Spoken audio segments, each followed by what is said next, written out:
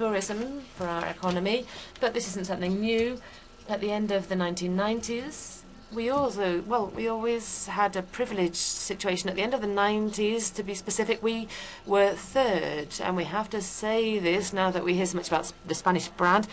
We were the third country in terms of international arrivals, tourists arriving in our country, and 13 years on, we are still holding this position. We're fourth in the worldwide ranking, which isn't bad, and we've been overtaken in this list by China. But we are third in terms of tourist spending in our country. So these figures are very interesting, and they help us to see the importance of this sector.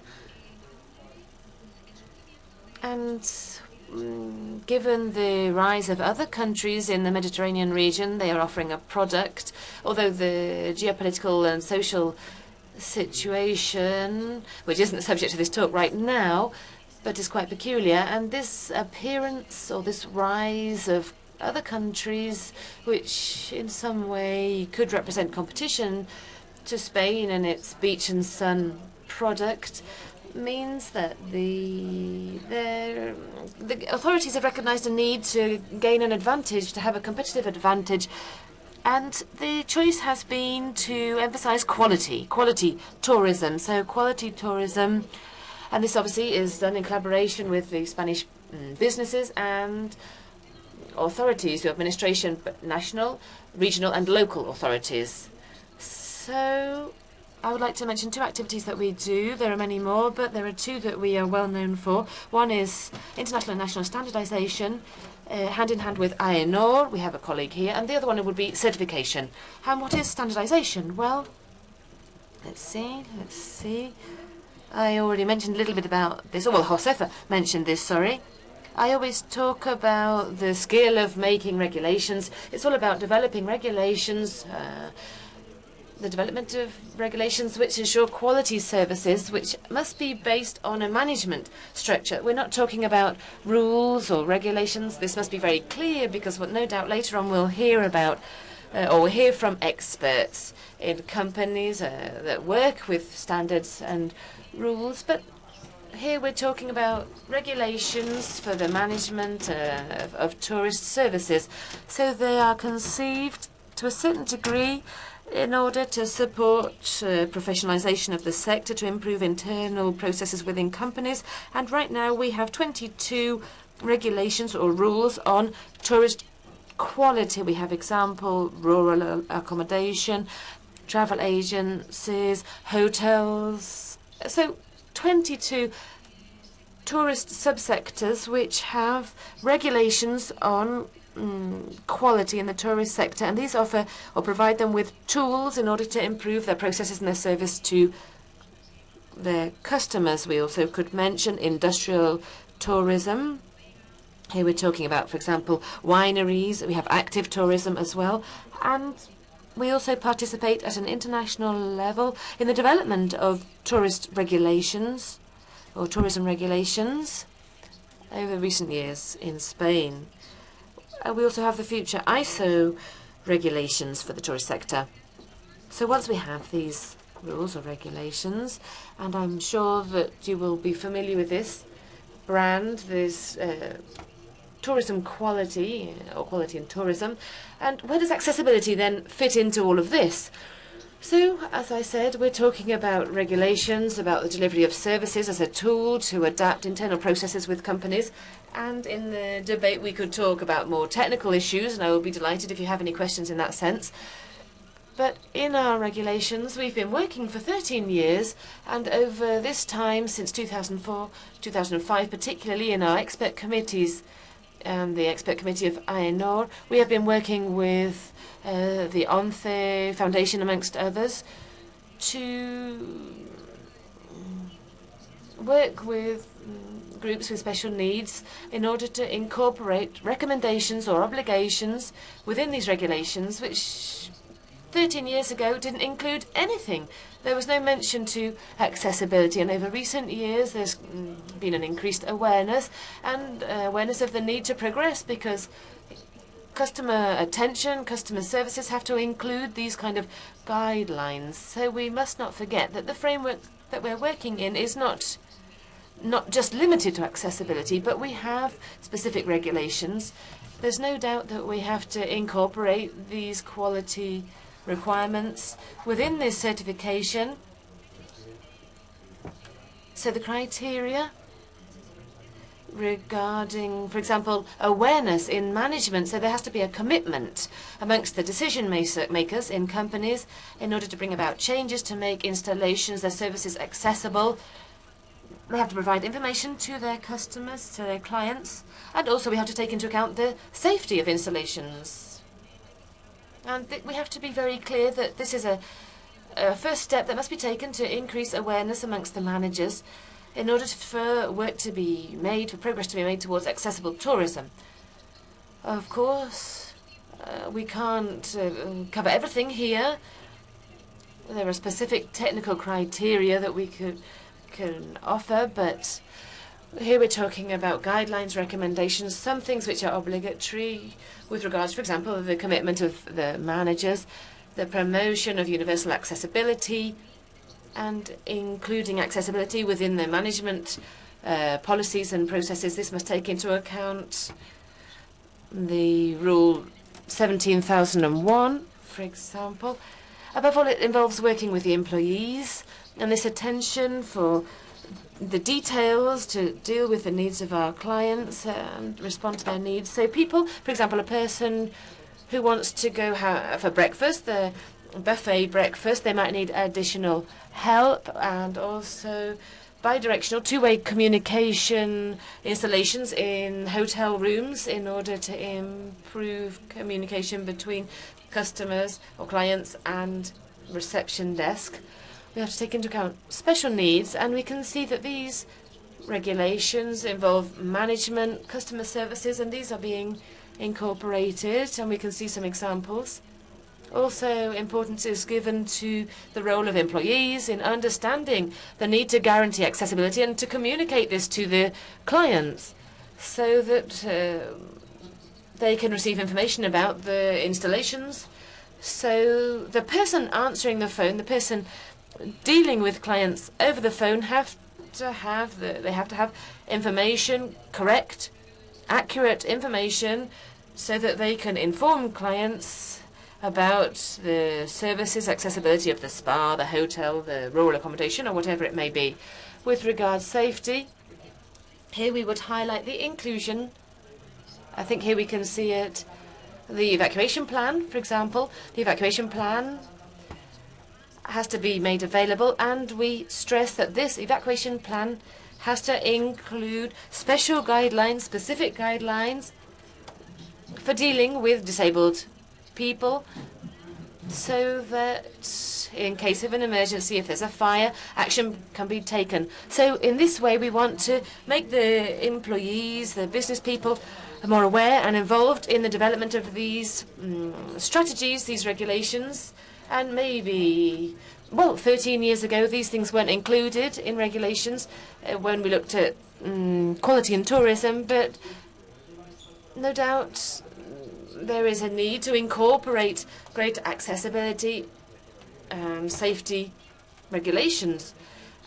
And at the start, I talked about the macro situation, tourism, and what it represents to the Spanish economy, but the World Tourism Organization said, obviously backed up with data, that we're talking about 1.1 billion tourist arrivals.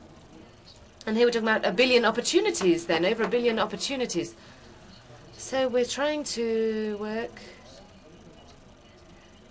when we look at these 1 billion opportunities, they have to be opportunities for everybody. This includes the people who have special needs, and this can happen to us, to anybody on an occasional, temporary way or in a permanent way. I hope I've stuck to the time limits, and I will be very pleased to answer any questions if there's a session at the end. And if you want to ask any technical issues, I will be pleased in the Q&A session to answer any questions. Thank you.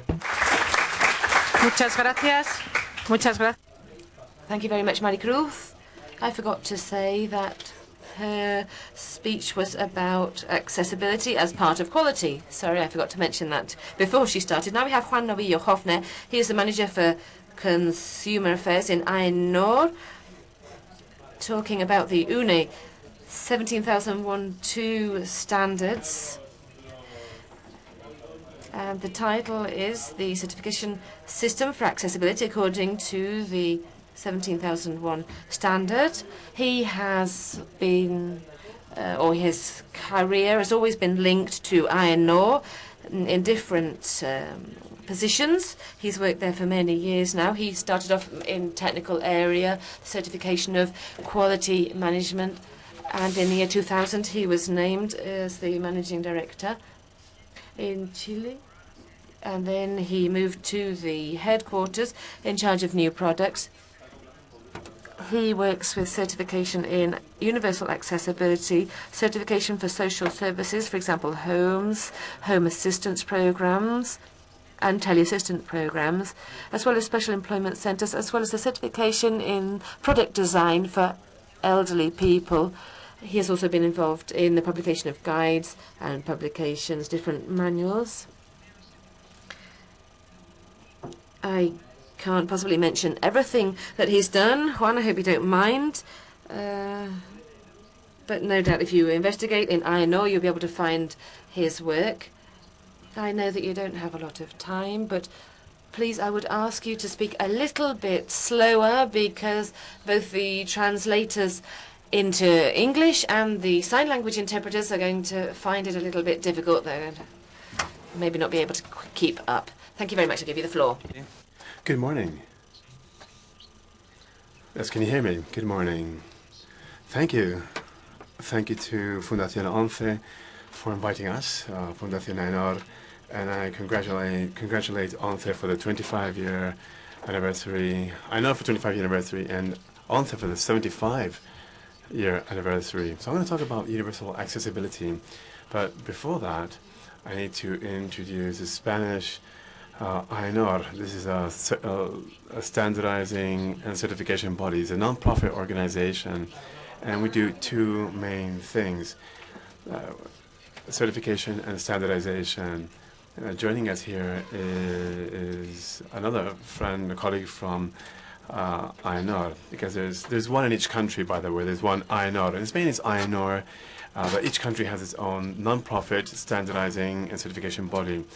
So I'm going to talk a little bit about standardization, not very much, standardization and rules, and particularly just the systems related to management and how a company, what does this mean to a company? What does universal access mean to a company, and the cross-sectional accessibility? Okay, I think I'll just slide over to this side. As I said, AENOR is private, independent, and non-profit.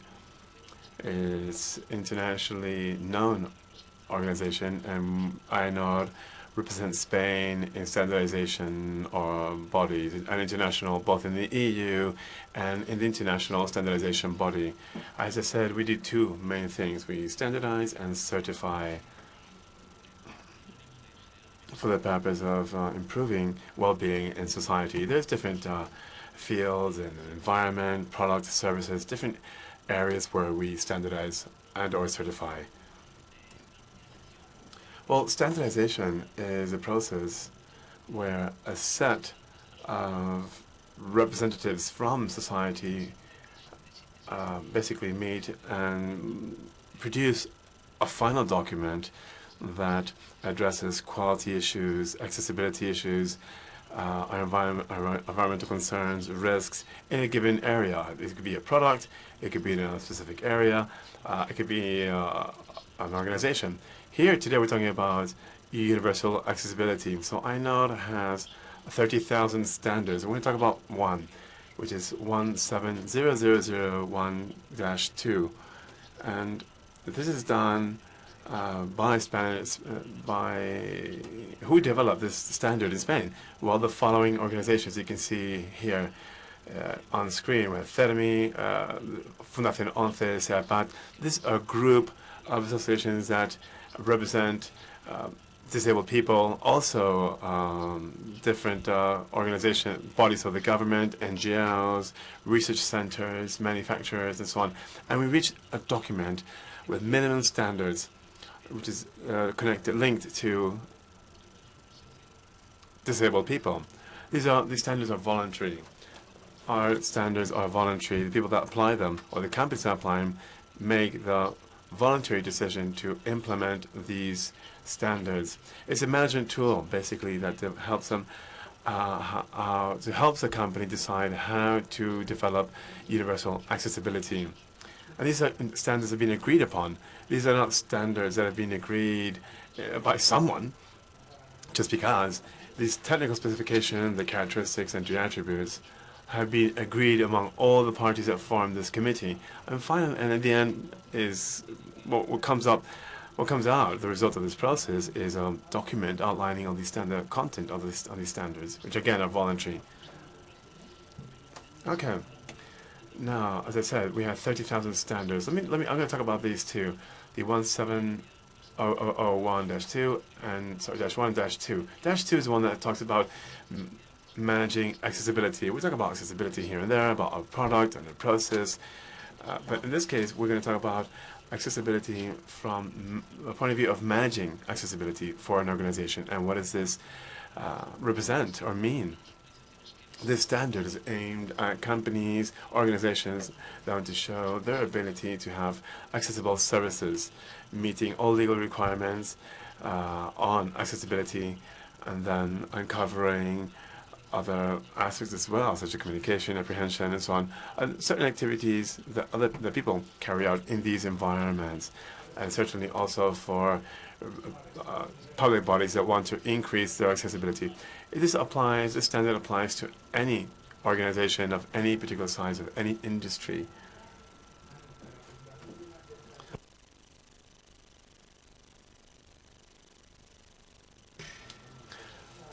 And this next slide I'm going to show is, well, what we're talking about here is accessibility. We're not talking about quality, risk prevention, labor risk, or environment. Here we're talking strictly about accessibility. That's why it says any organization that makes a decision, strategic organization regarding accessibility, access to buildings and so on and so forth, and other facilities where it carries out its activity, and therefore it concerns all the products and services that it produces. And therefore, well, let me give you an example. For example, let's talk about a hotel, an omelette. If we look at it from a quality point of view, an omelette, we're looking at just anything concerned the cleanliness. Find the omelette has to reach, the end consumer in conditions that guarantee hygiene, and so on. We're talking about suppliers of the potatoes, the eggs, the onions, the process of making the Spanish omelette, and lastly, the conditions in which the omelette is served to consumers have to be in good conditions. So that's quality. But if we're talking about accessibility, we can forget all the above that I just mentioned, and we'd have to focus only on ensuring that the omelette that we've served for catering is accessible to anyone. In other words, anyone can have a slice of that omelette. Everyone to understand that it's a Spanish omelette with potatoes, and you can eat it in a place where other furniture and so on is accessible for all. So we're not thinking about quality anymore. We're addressing accessibility, making sure that the person is going to get a slice of this omelette has the same accessibility opportunity than as any other. This is an example of Beatrice in Covertel, incidentally. It's a different setting, far more limited, and has a very clear purpose. So what do we certify when we're talking about accessibility? We're talking about the environment where the service is provided. So what we do, the certification technicians, what we do through this standard, we make sure that organizations comply with the requirements of this standard. And by implementing it in your organization, it means that you have to have accessible environments for all, not just for a given disability, but rather for all disabilities. We also ensure that the provision of services is also accessible. So it's not enough to say, overcoming architectural barriers. That's not it. The provision of the service also has to ensure that we have universal access, as well as itineraries and evacuation protocols. So the technicians, when they visit a company to evaluate, assess whether they can be certified or not, they look at all these three aspects. What is the scope of certification? Well, on the one hand, we have the back office or the front office. So we can certify the labor environment, thinking of, we have to hire people with disabilities, or also front office, the way we provide the service. Some organizations apply for both certifications, for back office and front office. Okay, so for labor purposes and also for service provision. What are the principles? How am I doing time-wise? Awful? Oh, no. As usual. You got 2 minutes. Okay. So, what are the principles behind this standard? Independence, dignity, keeping the quality attributes. So, not just because you have a disability, this means that the customer must get a lower quality product or with less attributes. They must have access to that service of the same quality, and certainly integration and equality. So in an organization, when you start accessibility, what needs to be done? What needs to be done when you're looking at accessibility? Well, management has to understand that they have to lead the process, they have to set targets and follow up on those targets to make sure they achieve those accessibility targets. And it's the management that sets a budget and makes sure and steers the company to make sure they invest accordingly.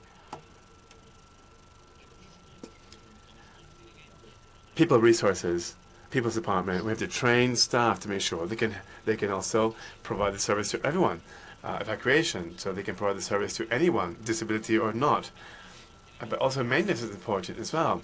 The person in charge of maintenance of all the elements in the organization to enable access and so on, that maintenance staff must also understand that there's a set of equipment vis-a-vis accessibility that needs to be maintained. I've got the last 2 slides, if I may.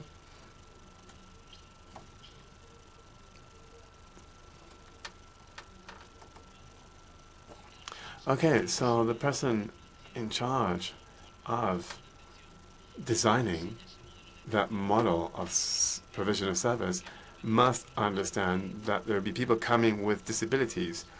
So they have to structure the service in such a way that it can be provided to anyone, disabled or not. So that has to be taken into account. So if you have people have to stand in the queue, say, you're already creating a problem for elderly patients that can't wait. They can't stand for 10 minutes. They can't stand for 10 minutes waiting for the service. So they have to take this into account. And for example, the purchasing department must understand that they have to buy and replace different elements, components that improve accessibility, not just keep them, but also improve them. So when you start buying different things, in addition to different criteria of maintenance, pricing, you must also take into account accessibility and say, well, we need to buy doors that are better than before, that, the handles are a bit lower for people to access, easy to open. And people, because maybe elderly people can't actually turn the handle. Okay, now to wrap it up. So this is the work process, or workflow rather, that the company has to undertake in order to get this sort of certification. First, the diagnosis, then they have to screen and look at implementing improvements, architectural, informational, training, what have you, and then implement management tools that I mentioned across different corporate-wise wide to make sure that anyone in the companies is responsible for accessibility. Please, and I bring my presentation to close here, the companies are always very much concerned about defining in the responsibilities who is responsible for quality, who is responsible for environment, labor risks, and so on. But I would say almost anyone in a business is responsible for accessibility, and they must be familiar with them, and they must be able to implement them. Thank you very much. Gracias, Juan. A continuación. Thank you very much. Now we'll have Teresa Gallo del Valle. She's an architect and a graduate from the School of Architecture here in Madrid, since 2005. She's been working on accessibility. She's an expert, as I said, in accessibility. And also participates and worked with AENOR. And at present, she's the head of consultancy in this company. And she's participated in numerous congresses and conferences. And so she's going to talk to us about internal management and technical and tourist services, accessible tourist services, and the UNE standard 170,001. I'll give you the floor. Good morning. Thank you, Josefa, for introducing me. Thank you all for coming, and I hope that after seeing the content of our presentations, I hope that it will be really clear why and how certification is done. And I would just like to add that our company or our organization, Via Libre, has over 20 years' experience helping private and public sector organizations to adapt and design services and products and environments which are accessible to all. Sorry? You want to...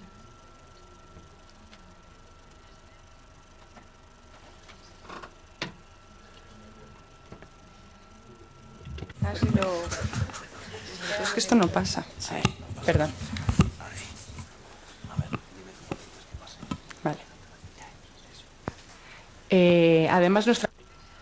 What's more, our company, well, we are a special employment center. This means that over 70% of our staff have some kind of disability. This is important for the work that we're going to see in my presentation, the work that we do, because our information or our knowledge isn't just that of experts in the area, but also due to the experience that we have in working with people with disabilities or of their own experience itself. It doesn't seem to be working, the presentation. The first part of the presentation that I'm going to give talks about the advantages of certification. Why is it important to obtain these certificates? It may be very useful for you as organizations or businesses to look at implementing this process and to know how the organizations here, the entities represented here, can help you and encourage you to begin this process. The first advantage or benefit, of course, would be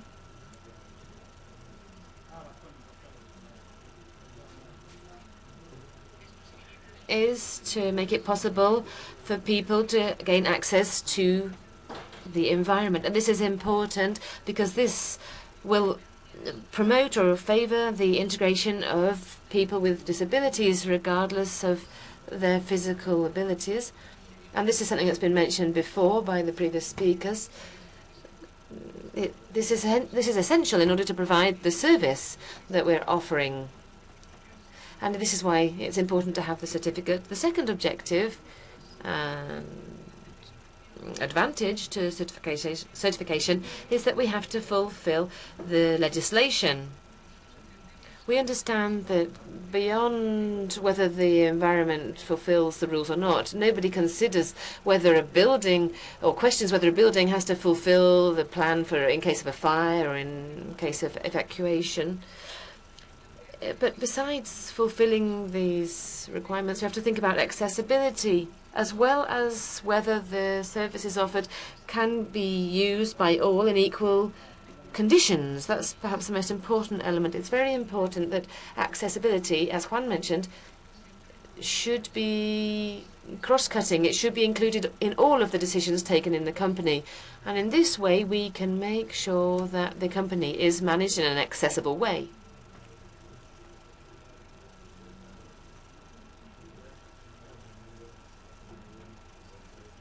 That's it. And the third advantage,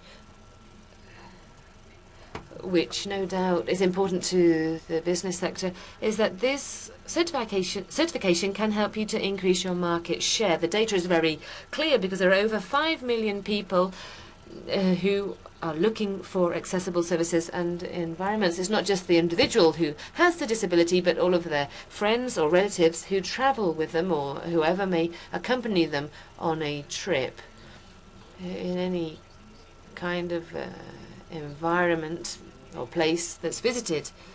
We could also talk about the increase in their loyalty. This is considerable.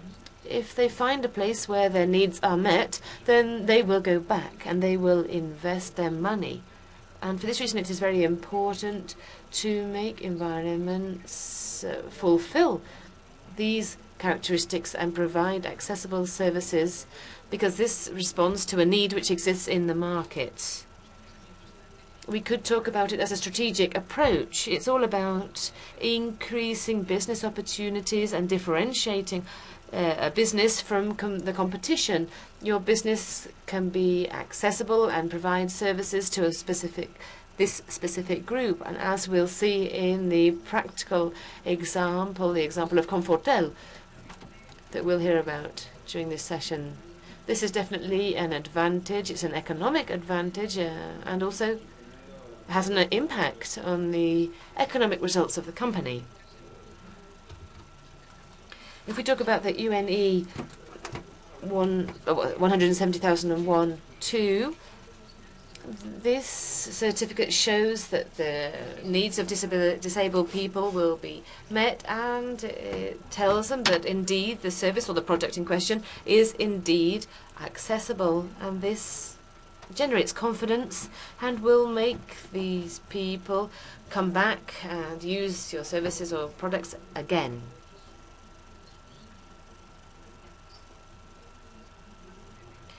So the second part of my presentation is about how Via Libre can help companies who want to gain this certification. This slide is very similar to what we saw in Juan Novillo's presentation, towards the end of his presentation. Obviously, the goal is for a certifying entity to grant this certificate stating that the environment, the installations fulfill the requirements. It can be the company that runs through the whole process, but from our point of view and based on our experience and the results that we hear about from our clients, is that in this process, this certification process, can be really useful in optimizing services, often via external consultancy, as we can see. Just one. You carry on talking and I'll find the slide. Obviously, the most important thing is to understand the current level or degree of accessibility. What's the starting point? How we manage this issue in our company or organization. In order to do this, what we do is we carry out a study. We study the environment, the service or the product that's being provided by the entity. And in order to compare this with the obligatory regulations as well as our own experience, we can assess the degree of fulfillment, the starting point. The next step, which I think is key in this process is to develop a tool for planning the necessary action in terms of accessibility in order to help organizations to optimize costs and to make proposals that really meet the needs of the users. So to this end, we use many different tools.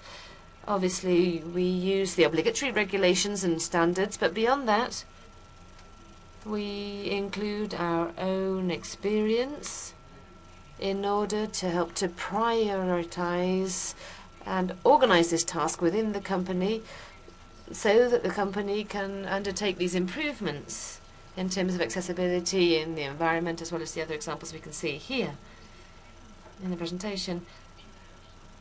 We're also talking about services, of course, and management itself. And the third part, well, we like to help companies, to help them improve their management. We start off with a diagnosis to understand the initial situation, if they are involved in any other certification processes, because this can be incorporated, and it's quite simple for them, and we can elaborate processes and the requirements of the system, which are necessary in order to prepare the documents as required by the 170,001 standard. Besides preparing this personalized and made-to-measure process, we can help with its implementation. We can advise the organization in all of the different departments involved so that they can begin to see that management does this in a cross-cutting way in terms of implementation, documentation,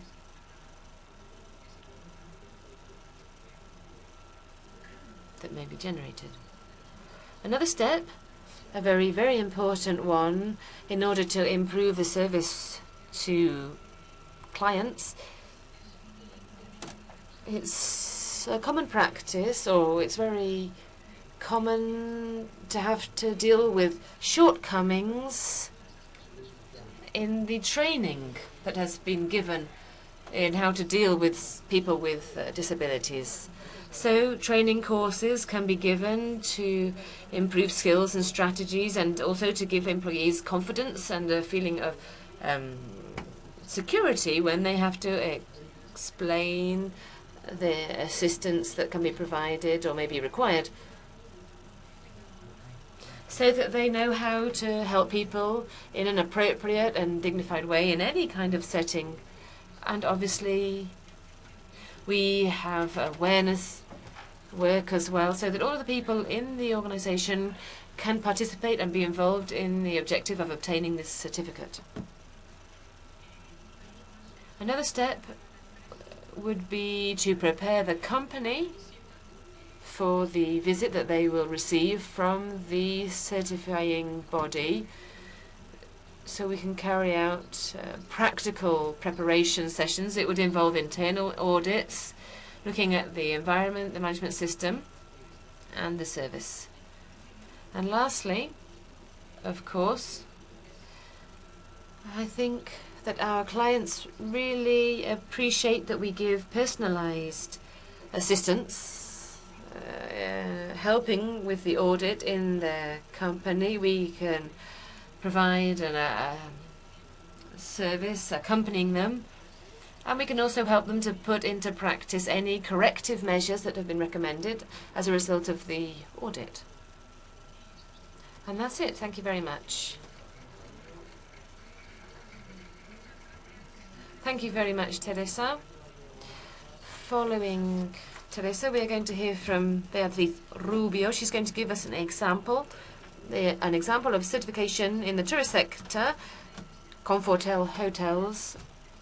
Beatriz is an expert in corporate social responsibility. Over the last 15 years, she has worked in Confortel hotels in different positions, in operations and also in management positions. Since 2008,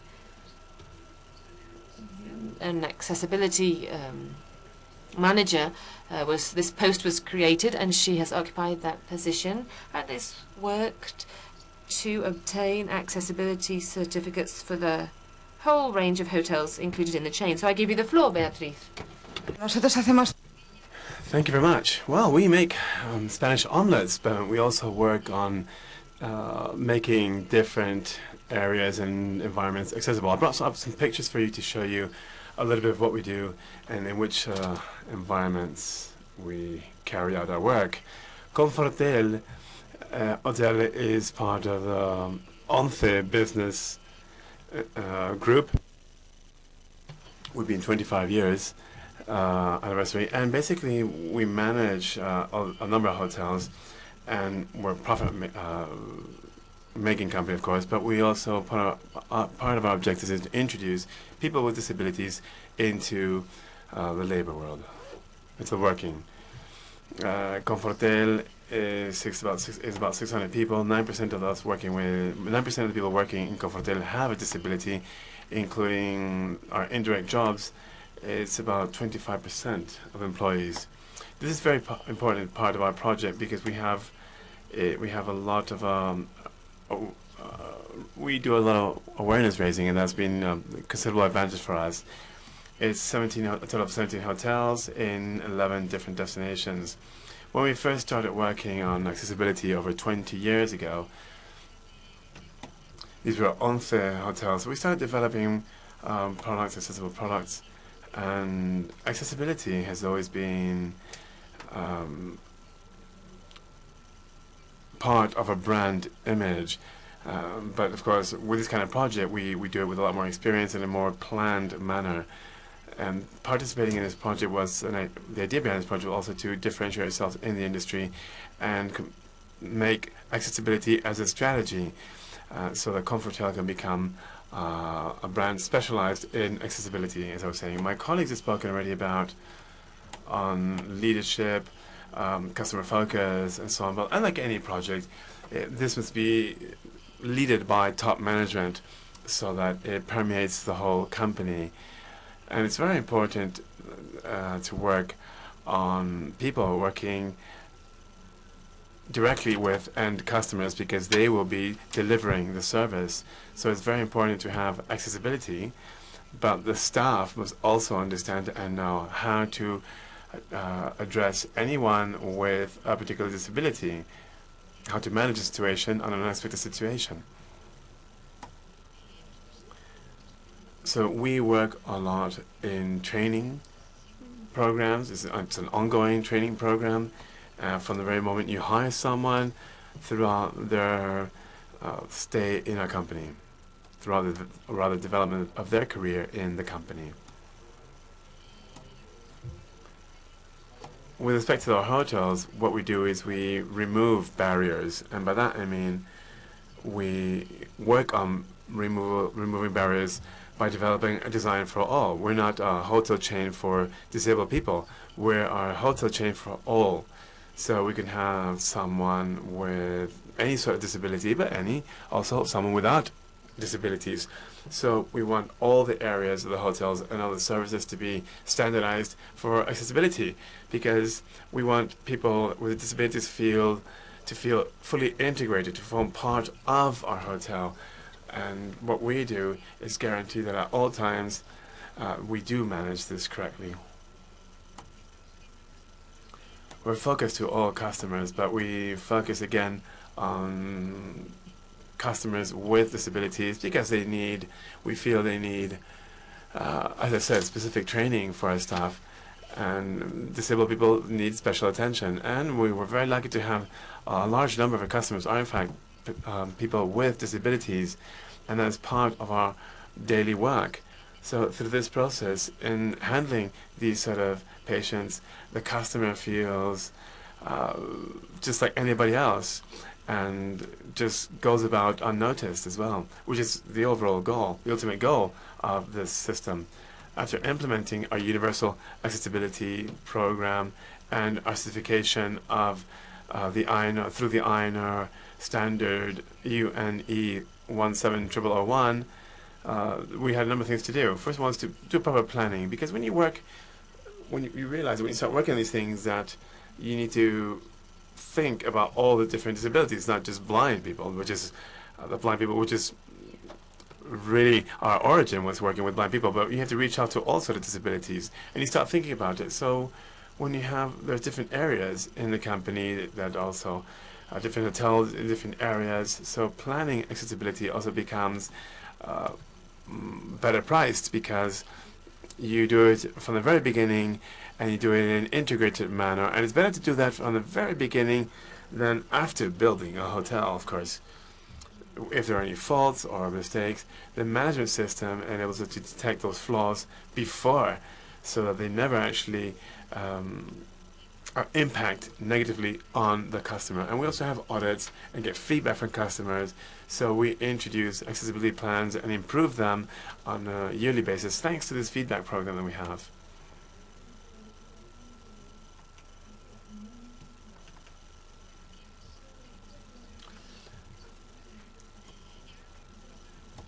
Now I'd like to show you some of the visuals of what we've been doing in our hotels.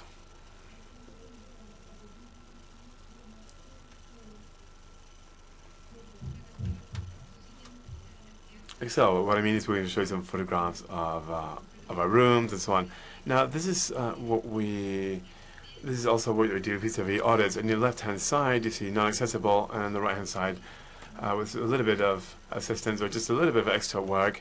It doesn't be a significant investment, but what we do is we turn around an area that wasn't accessible and now becomes universally accessible. In this case, we have a pool, for example, by having a proper crane. This is an outdoor shower, as you can see. But it had a ledge, so it made it impossible for someone in a wheelchair to use that shower. So by removing that step, it became an accessible shower. Again, making it easier for people to use this shower safely, not just by the wheelchair person, but also by a child.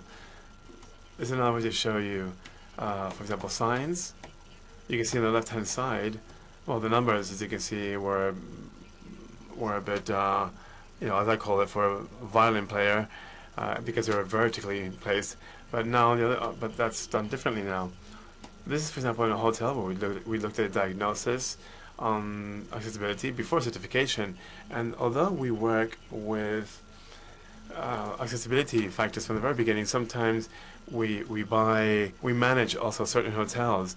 We don't own the asset, but we manage them, and so we have to invest to make the hotel accessible. And this is just another example of what we do.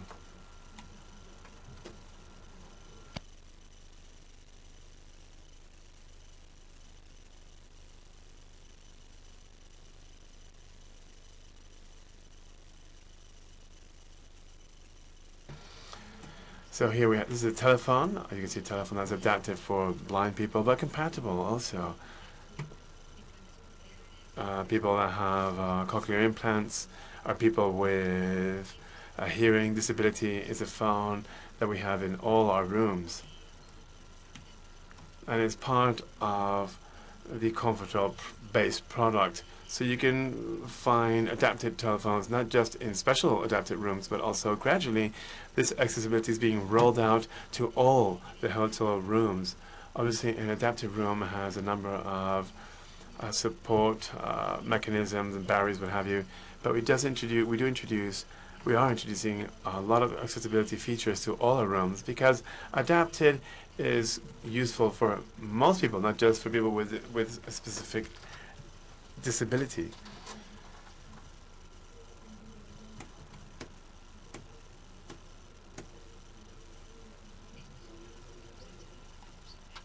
This is part of the work that we did in the hotels, where we replaced the shower base was removed, and we had a flat floor, and that helped very much. Again, that's making it accessible for all. We removed the shower tray, and now we have a flat floor, so it facilitates movement to people with disabilities.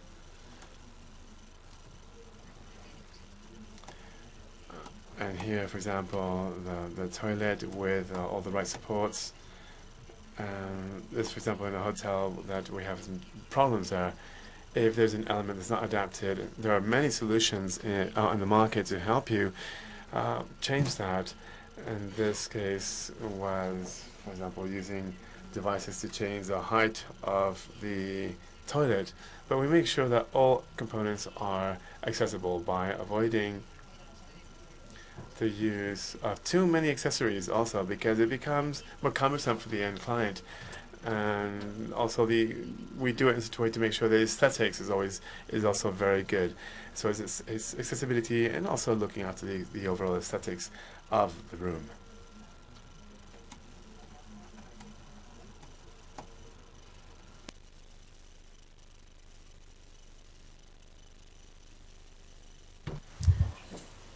No funciona. Mal de tiempo, ¿no? Es que esta no se carga. Esta no se carga. No. Bueno, pues no pasa nada. Pasa. Okay, let's move on to the next slide, please. And this are the new adapted rooms. As you can see, after working in first generation rooms where we've actually improved accessibility, we're already designing accessible rooms from the very beginning. If you look at this room,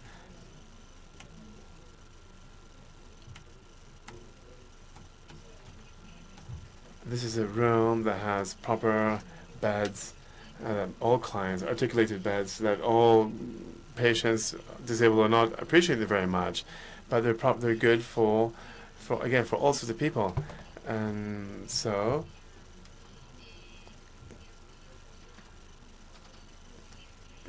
even a non-disabled person can appreciate the welcomeness of the room. As you can see, also there's some service ceiling on the top, and you can see how there's some that actually trapdoors on the service ceiling that if when you press a button, it releases a harness to help you climb into bed. There's also the curtains, for example, are used domotics. The table also has a telephone and a proper adapted telephone, so on. All the different the edges around on the furniture is also are focused in such a way, for example, blind people, of course, tap their way through to make sure that they're soft. The corners are being rounded. So we work very carefully on design. People always think that accessibility always means something odd, but we've made a lot of progress in design, and so we make sure that clients with a disability that goes into an adapted room make sure they're in a very comfortable room, and also nice, elegant, with contrasting colors on the walls.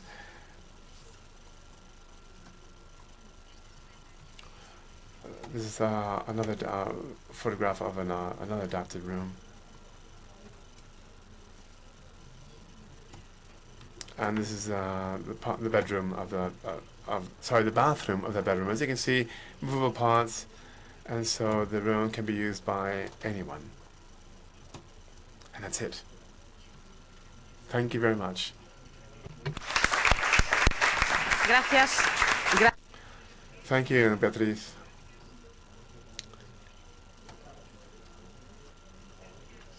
Thank you so much, Beatriz. I apologize to all speakers, and for those of you joining us, because you can see already we're having some technical difficulties, which of course is delaying us, and I'm sorry to interrupt you because we only have 10 minutes, and we're also having problems with the slides. But next speaker is Florent Orsoni. I apologize, Florent, for the pronunciation of your name. Florent will talk to us about certification in France.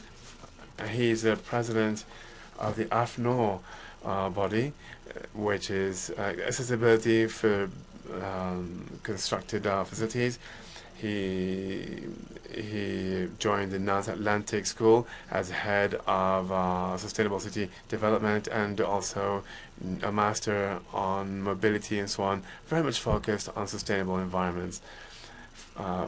In his lab work, he addresses the design and accessibility in Nantes and the Department of Culture. He also works in the steering committee, Permisites, working and addressing on all the issues from the authorities. In 2010, he was also appointed head of an organization aimed at applying universal accessibility in France, and works closely with the Ministry of Culture on sustainable development, and works and participates in most conferences and with a lot of different French bodies. He co-founded Chrysalid in 2008 as a company in designing accessibility for buildings. So, Mr. Florent, the floor is yours. Thank you very much. Thank you very much for inviting me. First of all, I want to thank all the organization. I want to also apologize for my English. I won't speak Spanish language. I will speak Globish. It's a mix between all the languages, and I'm sorry about that. So, is there something for... Yeah, thank you. So, I am the president of the P96A Commission, Accessibility and Quality for Use in the AFNOR. We do the same things than you present one. So I want to make a global presentation of what we do in AFNOR because it is almost the same than AENOR. I just want to present two labels owned by the French state and operated by an association which is called Tourisme Handicap, NGO. So I want to present the background now. There is a law there is a law since 2005. Every public building must be accessible in France in 2015. So there is no. It's in 1 year. We are late, but every building must be accessible. So we need to have some activities just to explain how to make it accessible. And the activities is the laboratory that I lead in the School of Nantes Atlantique Design School. The idea of the laboratory of sustainable development is to experiment the norms, the standards in live projects.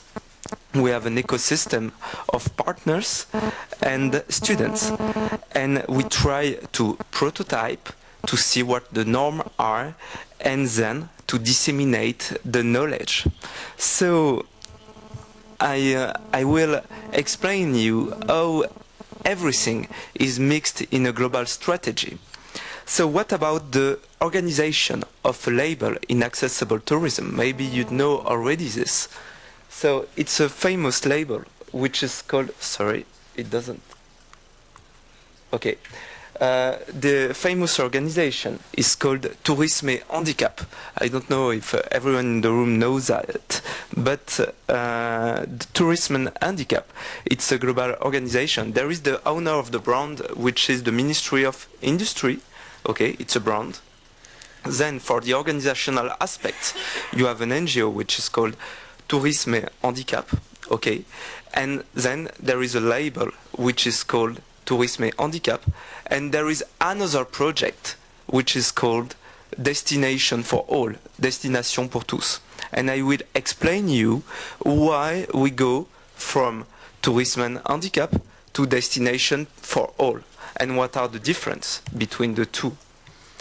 So, Tourisme Handicap is a very famous brand in France. So, I want to thank all the organization of Tourisme Handicap who helped me to prepare this presentation, of course. And there is more than with the label. Sorry. It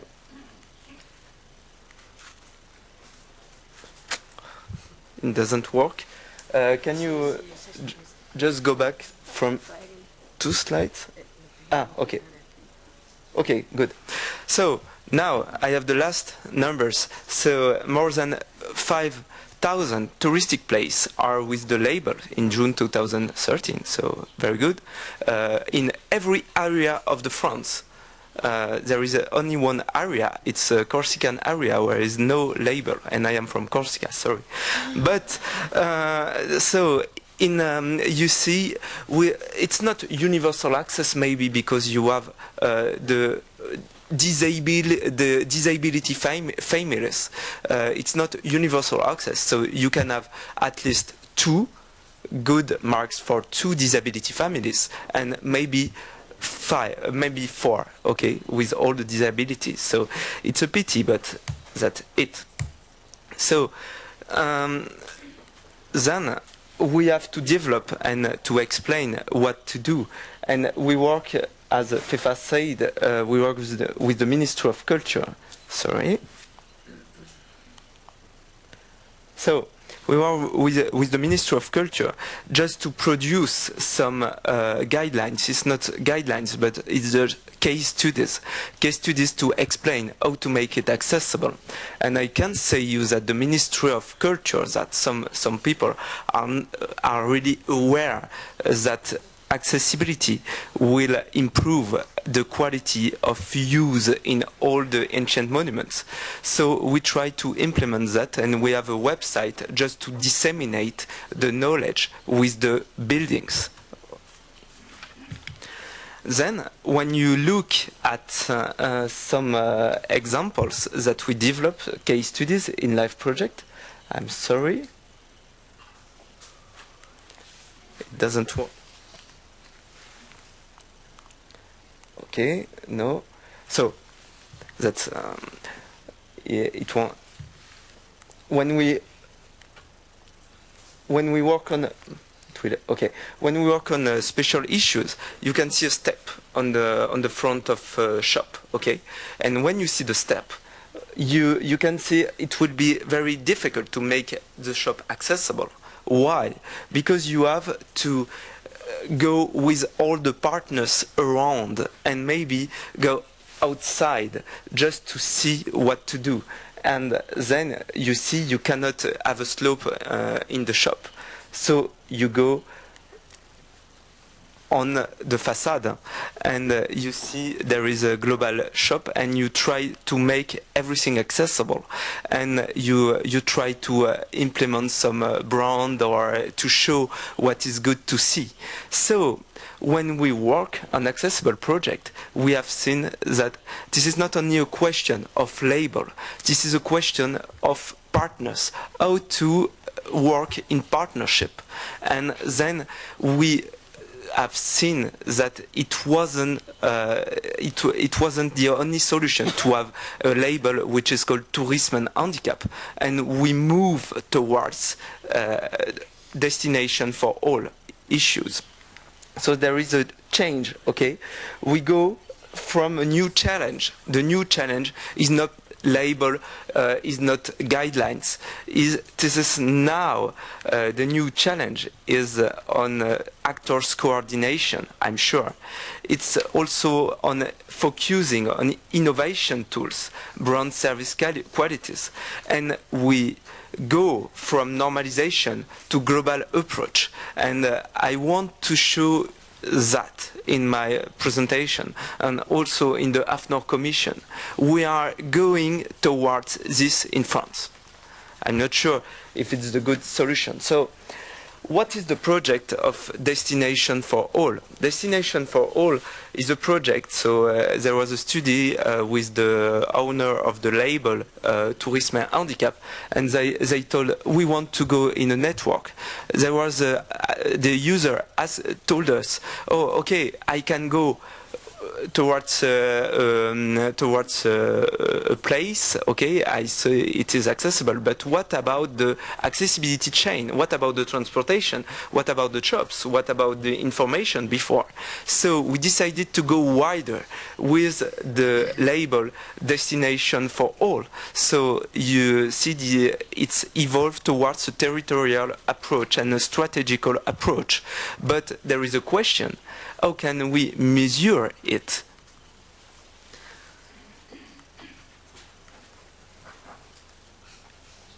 Sorry. Okay, I don't know why. Okay, so the objectives and the actors, the common objective and the actors. So you have a global approach on a territory. Tourist offer must be adapted, guarantee of offer, and transportation services, and the willingness, of course, formation, sensibilization or information. And you must have transportation, leisure activity, touristical actors, and organization of disabled people on a commission. This is the organization of destination for all label. I'm very sorry.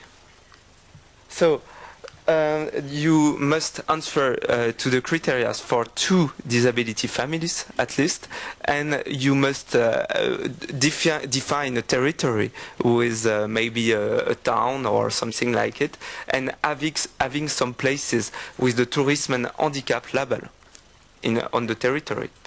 And then it is still an experimentation, so we are ready to go now towards destination for all, and we have 6 volunteers territories that lead an experimentation: short territories, urban territories, and country territories. And now everything is ready to go towards a label. We are just waiting from 2 ministries to agree and to go. So it's sometimes a little bit difficult. So if you have more questions, maybe during the debate, I will answer to this. Okay, so thank you very much for listening me, and sorry for the delay during the presentation.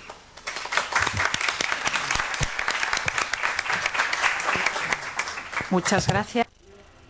Thank you very much. Now we will hear from José Antonio Martín, the Managing Director of the Biqual Foundation. He is going to talk to us about this foundation as a certifying entity in the area of social responsibility and disabilities. He has a master's in the management of SMEs from the Free School of Economics. And with regards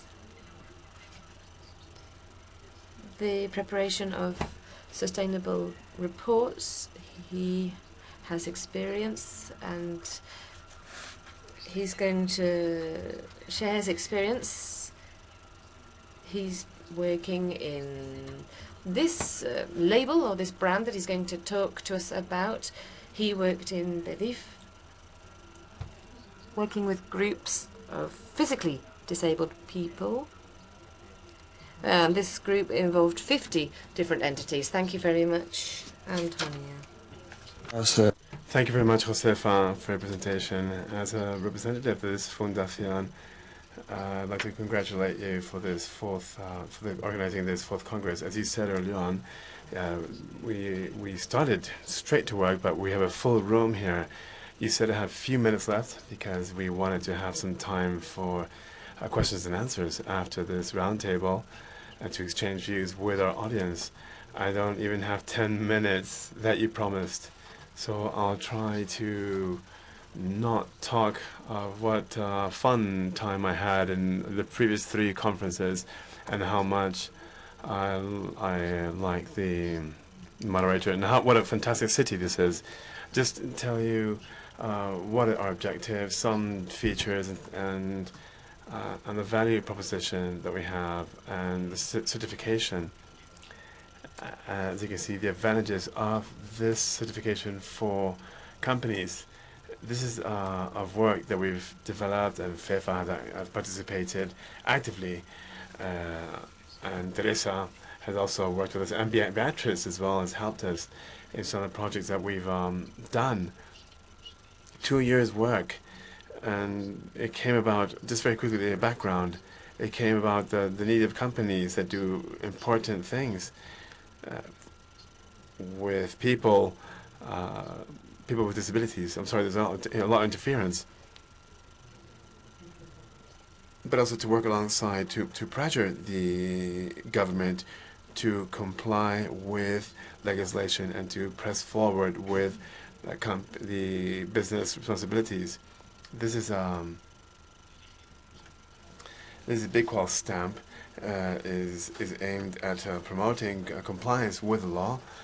This goes back to 1982, which requires companies with over 52 employees must hire at least 2% of the workforce have to have disabilities. And I would say that about 80% of the companies do not comply with this requirement. But that's not our only purpose. We go beyond this.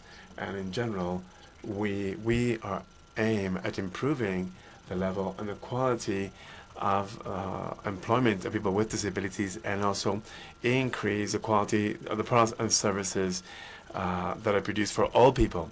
I mean, a lot of things that I meant to say has also been addressed already by Beatriz and Juan. But again, to show that we want to make this full integrated approach. I don't know if there's a actually, I think I'll just stand up, and if you have a microphone, please.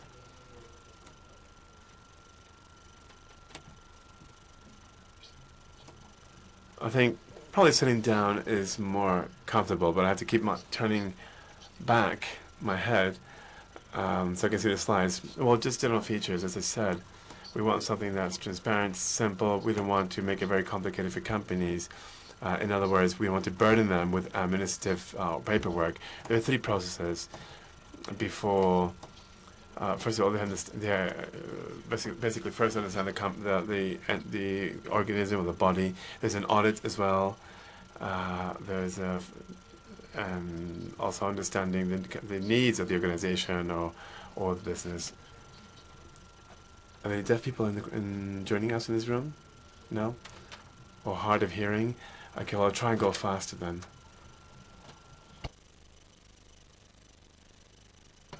Okay, so it's a 3-year period and for the term, and basically it's to ongoing improvement, continuous improvement. So it doesn't mean not everybody reaches a premium stage from day one.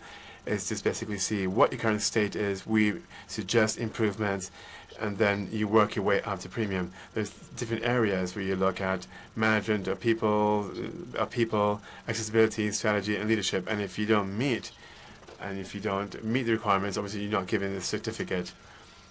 And we look at 67 different aspects, and you can see they're grouped in those 3 main contents: governance, equal opportunities, positive action, and responsible procurement. I'm very interested in that particular field. This is a sample of some of the sources of verification regarding compliance with the LISMI, which is direct employment. I'm not going to explain this to those foreign guests, but it's another requirement. There's also different alternatives of complying, which is by, for example, outsourcing to companies that employ people with disabilities, but we're focused on direct employment. There are other requirements. For example, people that must have an accessible website. If they don't have an accessible website, then they would not be entitled to the certification. Now, to manage the stamp, we have a foundation that's been developed for this purpose, which includes the FERME and ONCE and other organizations for employment. The foundation ICOIME has been working in a special certificate, and we've taken their model and to introduce it in ours. I won't go into the details because it's rather long and I don't have the details, but perhaps if we have time for questions, I can talk to you about those. Some of the activities that we're already conducting is to standardize and keep our indicators, the standard, the certification. It can be renewed on an annual basis, and what we do is make sure that they comply with legal requirements, and that's done on an annual basis. And then to prove that, but also the auditors have to go in, who will be certifying compliance. I always think of FEFA because this is a sub-product. Are we going to certify the LISMI? Are we going to give someone a certificate because they pay Social Security, because they pay, or because they meet certain requirements? Or something they should do? Well, the way things stand now, we should probably certify for about everything. But anyways, that's for another discussion. And this year we want to adapt it to apply this also to public bodies. As I said, It's on demand and the need of businesses and also the government, local, regional, central, to help them meet these requirements so that they also show that they are responsible and they are accessible too. Just for those foreign guests, in our country we have about 3.8 million people that have disabilities. To wrap it up, the 3 R's. These are the advantages of this certification. So if you include policies for disabilities in all areas, one of them, I didn't go into technical details. I don't have time for that. But if you introduce disability policies into your organization, and studies prove that reputation it grows and improves, and we've also heard how the return of your organization will also improve. So we have responsibility, reputation, and return concerns. Thank you very much.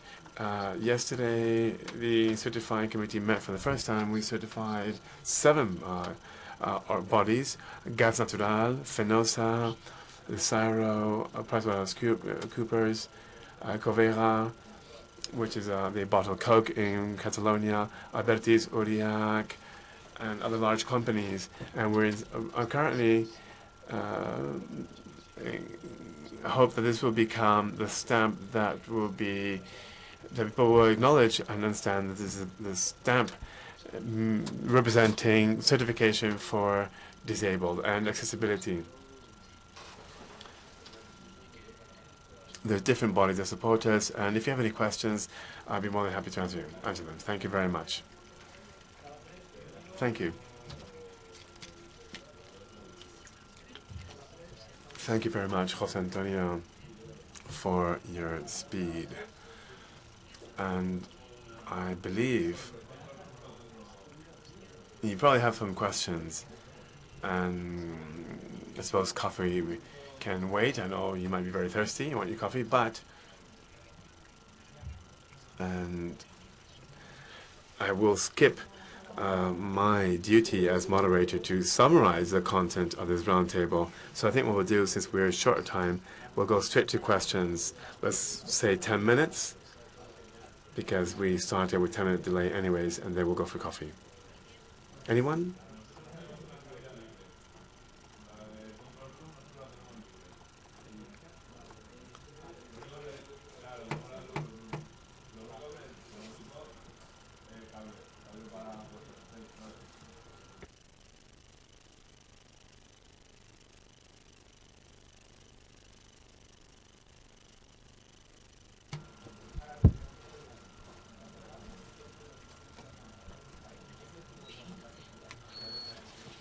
I wanted to ask, why there's so many certifying bodies doing this exactly the same thing? They overlap. Why? Couldn't they just do different tasks so that they could all do what they're best at and not overlap? It seems like you're overlapping in what you're doing. Indeed, a good question. I don't know. José Antonio, who would like to answer that question? Yes, it's all these certifications, management systems, and all these things that need to be done. But at some point, we need to discern, and and be more careful. I think the proposals that we've seen today, and those that are familiar, the UNE 17001, these standards. I mean, the value that we bring in, and the acknowledgement, return, and also the opportunities to improve the business are real. It's true. I read in the press yesterday that I think in Tenerife somewhere, I don't know the political structure of the island, but they've also created their own stamp for responsible businesses. But from what our proposal is from disability standpoint, if you remember the European Year for Disability, we think we want to have the right representatives and to point out the companies that are responsible with disability. There are a lot of different initiatives and others that that there are also a lot of seals And in the end, the market, like in others, is the market is wise, and people will pick the right choice for them. Will decide what's the right choice for them. Okay, I do find that's a very good question and quite appropriate as well. The answer is very appropriate. I'd like to also comment on the fact that everyone is working on their own specialty in their own field, working on different accessibility aspects that can help. And certainly from the Institute for Quality Tourism, it will also help accessible tourists. We're not specialists in accessibility. That's not what we're out to do. However, our goal is to make our our tourism system more competitive. And we can do that through implementing accessibility and using these other organizations, as I said, FENSE, Fundación Once, and Perdif, etc., to help us and say, what we're going to introduce this accessibility criteria if, in customer care, for example, which things are important. So we think we need to introduce these requirements slowly because we need them, and they're necessary also for tourists with disability. And so again, we have to also look at, because it's important for customer loyalty, customer dissatisfaction. We are a certifying body, but for tourism, strictly for tourism. So it's for tourism, it's for customer service in tourist facilities.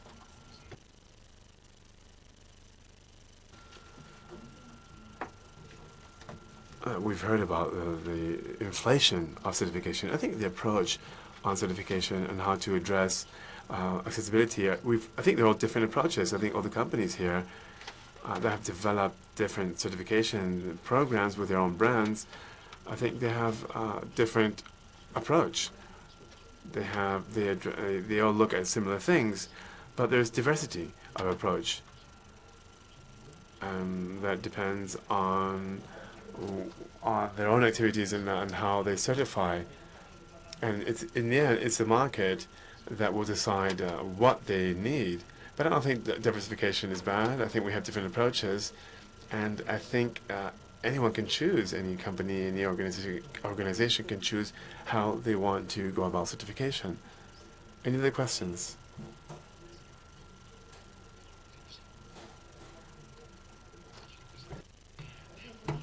From the representative AFNO, English, Spanish range? Do you know if there's any joint work being done at European level regarding accessibility? I've heard something about the French Ministry in developing accessibility. We've heard about AENOR, AFNO, but isn't any joint work going on in Europe in the Standardization Committee to define global standards versus each foundation deciding which standard is best? Any work will be being conducted here?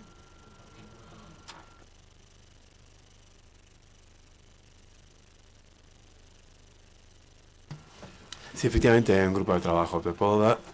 Name.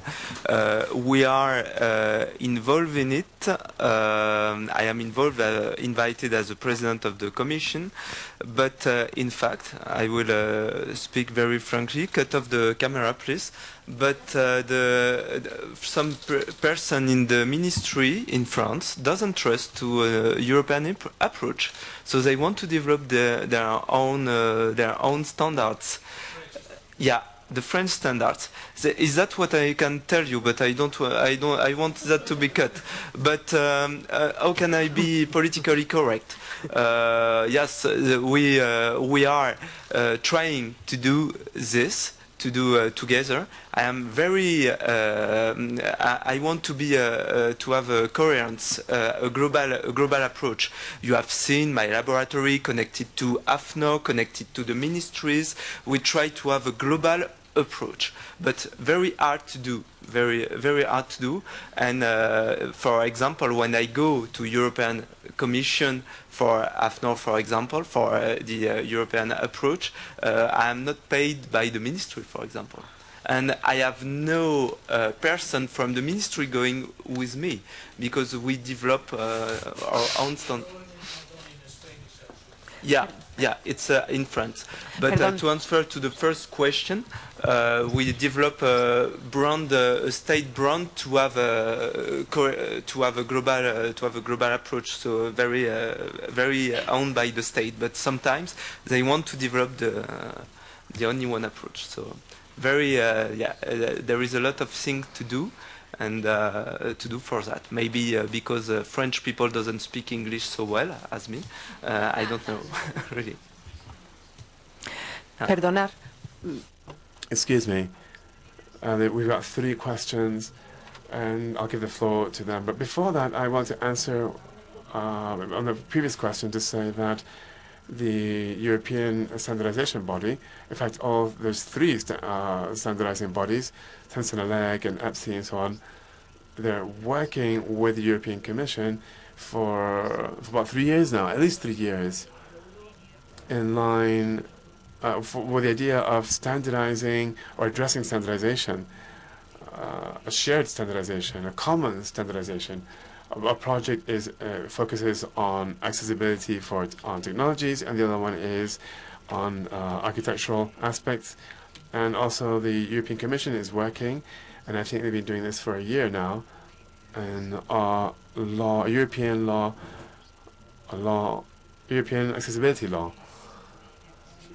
This law, in fact, is also being developed with the standardizing bodies, but also with the European Disability Forum as a lobby.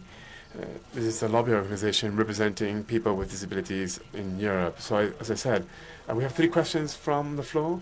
We got you first, and only those 3. Thank you very much. Good morning.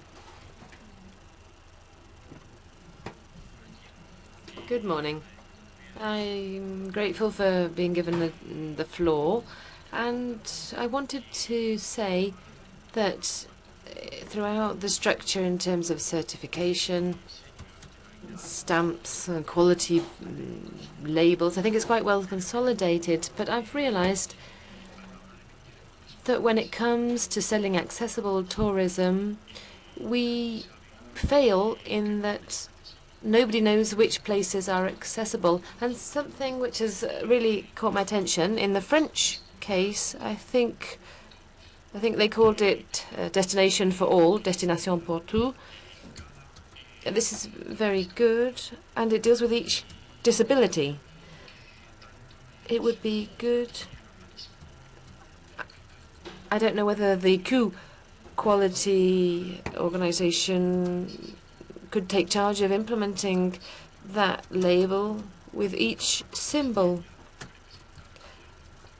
as if, or similarly to the system of stars, the stars that represent the quality of a hotel.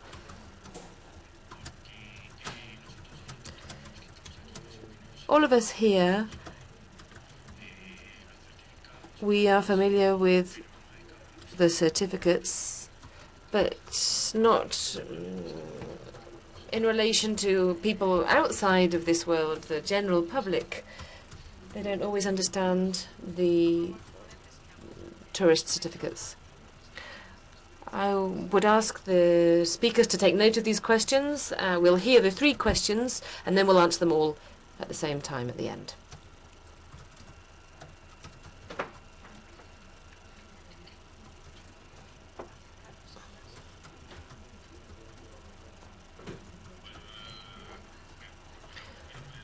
My name is Alfonso Reyes.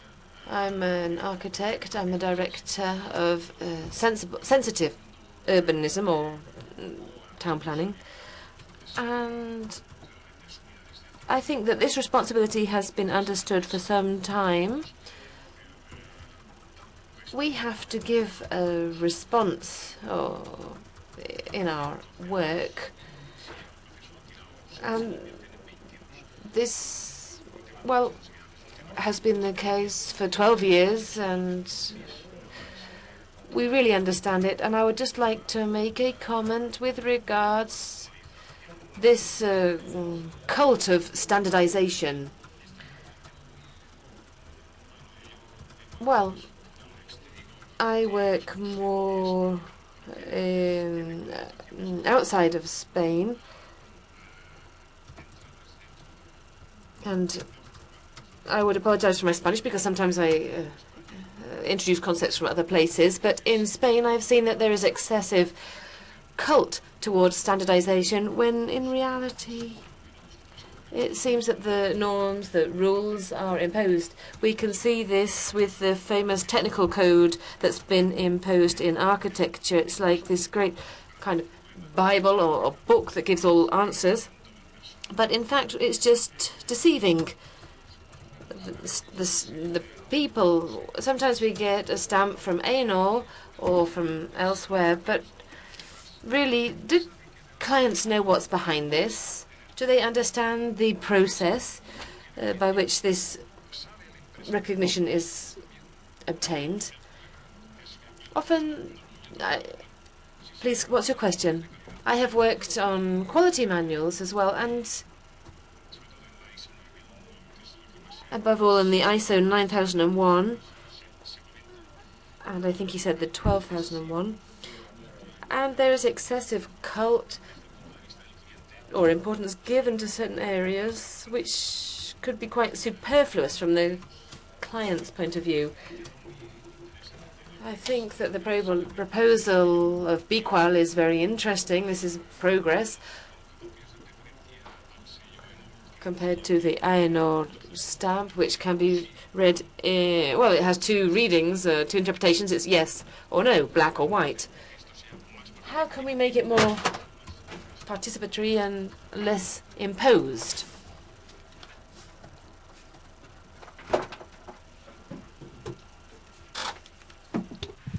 Hola, buenos días.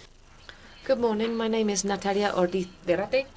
I work in AENOR, just like Juan Novillo, who's a speaker. But I work in standardization, and I just wanted to complete Cefa's response to the question regarding a European standard or a project for European standardization, which would take the best of each organization and produce a single guide for tourism for all. And in response to that question, I just want to say that in addition to the projects underway, for example, in the European Commission, with regards to the built environment, right now, CEN is in contact with the Commission, and there is a new proposal to create a project which will be based on what already exists. We don't have to reinvent the wheel. The idea would be to produce a document on universal tourism for all. This was something that will be begun after the summer. It will take 18 months. It involves AENOR and INAT. So I just wanted to give you that information. Thank you. Thank you. I don't know how many of you want to answer, but very briefly, please, so we can draw the session to an end.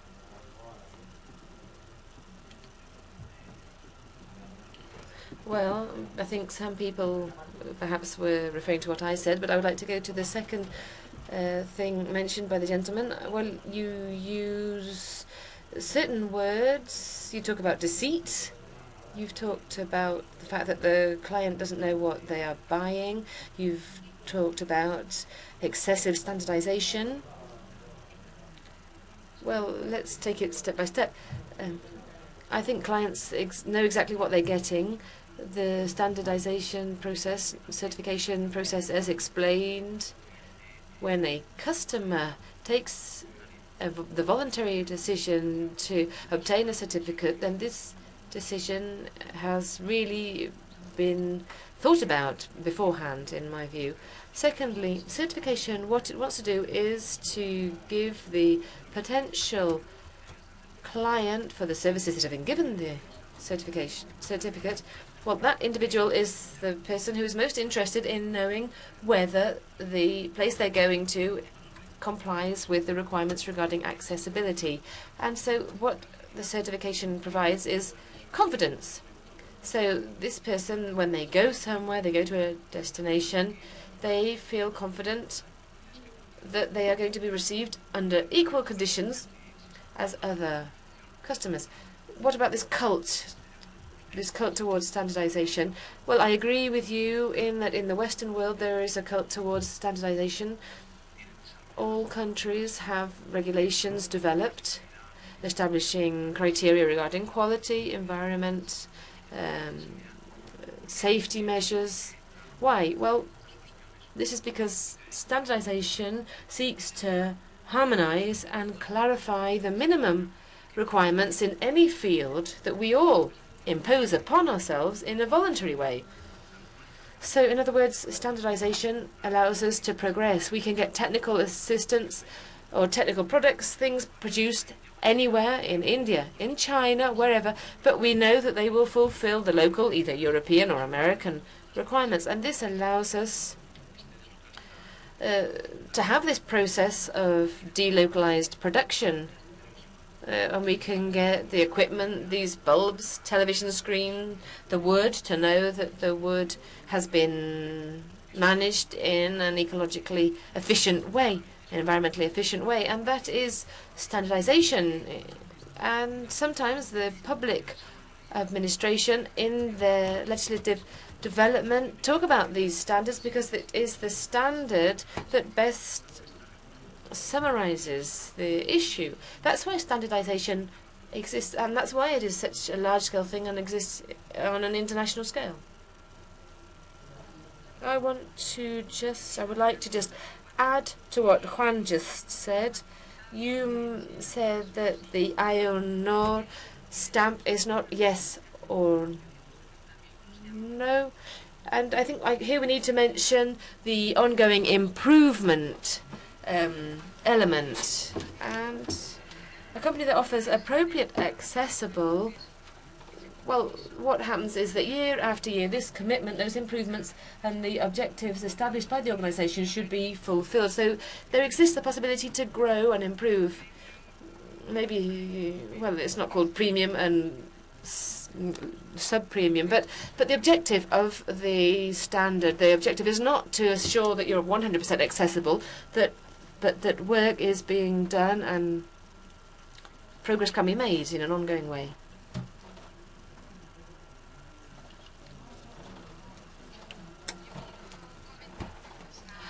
I just want to say something, not so much with regards to companies looking for the certification, but rather their end clients. Unfortunately, accessibility is a concept which cannot be a matter of shades of grey. It is yes or no. Indeed, a disabled person has to know that where they are going offers them an absolute guarantee that they are going to be able to enjoy the services. Any of us, we can move freely, we can go anywhere, we can change our plans at the last minute, but you have to think of somebody in a wheelchair. They have to have a guarantee that they are going to be able to go and at least to be able to enter. And for certain things, I think it does have to be a case of yes and no for certain cases if we're talking about the environment. And if it's accessibility we're talking about, we have to work towards white, not shades of grey. Obviously, also it involves constant improvement, and clients do understand that, you know, what they're getting when they choose an accessible installation, because they know which areas are included in universal accessibility, and they value that and they demand that. And I think this is positive, and I think this is for the client, the end client, not the company. A little answer to the cult of standardization. You talk about confidence. I totally agree with you. It's a question of brand. We are going towards comfort, and that's what we want to develop with the standardization process now. And for the architects, I have students in architecture, and I can tell you that I try to make them understanding the process. So we go towards to see just case studies and to see a process. It is an evolve of the normalization maybe. And then about European question more. Of course, Tourisme et Handicap would be very interested, the NGO, to participate to a global approach on universal tourism or universal design tourism. I have a token with us, and they told me that they could be interested to make it evolve, of course. So, okay, that's what I can answer now about this. Maybe Bueno. one more. Bueno, ya para... Now, to finish, due to the references made in the first question, first of all, with regards the idea of grouping accessibility, different kinds of accessibility within one group. Well, following on from the French example, this is a logical question. It's feasible if we had, if our strategy was about that. But I talked about the situation of tourism in Spain. The idea is to work on creating loyalty amongst the end clients with requirements such as maintenance management, customer services, the management of indicators, cleanliness of rooms, and so on. So what I mean is that if we were working in that direction, we wouldn't be given true information about our norms, our standards. But in our case, because of our strategy, what we are looking for is to provide a management tool for customer services, and in overall terms, it's not our objective right now, but perhaps in a few years' time we could have norms developed with specific stars, but that's not our objective right now, and I would repeat that it wouldn't be true if I said something otherwise. And so, well, just want to say thank you to you all. And we shall continue, otherwise we really won't make it for coffee. Thank you.